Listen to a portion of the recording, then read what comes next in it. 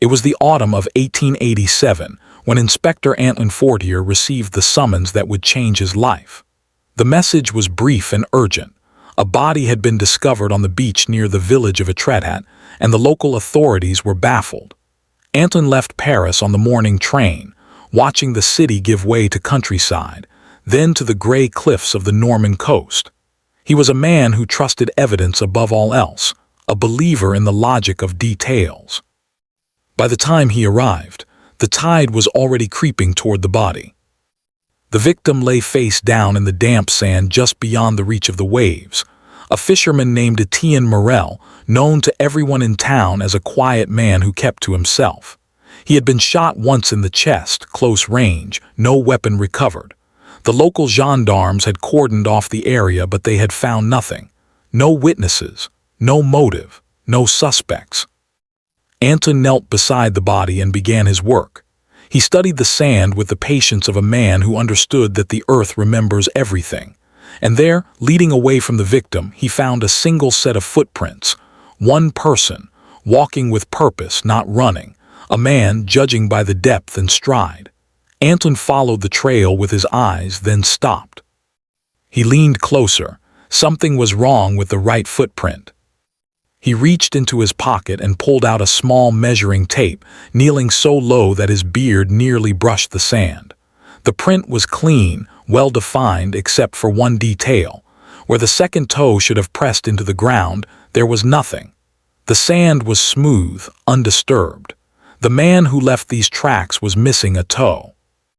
Antoine sat back on his heels and stared at the print for a long moment.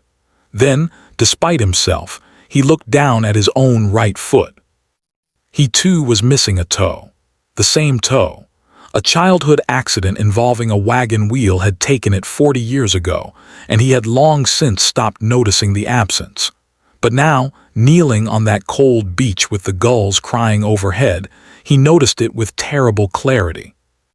He told himself it meant nothing. Coincidences happen. The world is full of men with missing toes. He stood, brushed the sand from his trousers, and ordered the gendarmes to begin canvassing the village. Then he went to the inn to interview the widow. She was a thin woman with red eyes and hands that would not stop trembling. She told Antoine that her husband had been worried in the weeks before his death. He had seen someone watching their cottage at night, a figure standing on the beach in the darkness, motionless. She had dismissed it as nerves, but Étienne had begun sleeping with a knife under his pillow. He never said who he thought it was. Antoine wrote all of this in his notebook and moved on to the next witness and the next. A shopkeeper who had seen a stranger in town. A night watchman who had encountered a man walking near the dunes late one evening. A man who claimed to be a doctor called to an urgent case. No one could describe his face. No one had thought to ask his name. Days passed. Antoine interviewed everyone in Etretat twice over. He found no suspect, no weapon, no explanation.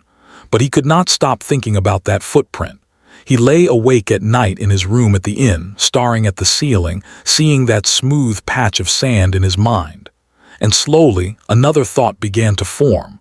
A thought he did not want to entertain. He had always been a sleepwalker. It had started in childhood, his mother told him, and it had continued into adulthood. He had woken in strange parts of the house more times than he could count. Once, years ago, his wife had found him standing at the front door in his nightclothes, trying to turn the lock. He had no memory of it in the morning. He had always dismissed it as a harmless quirk. Now he could not dismiss it.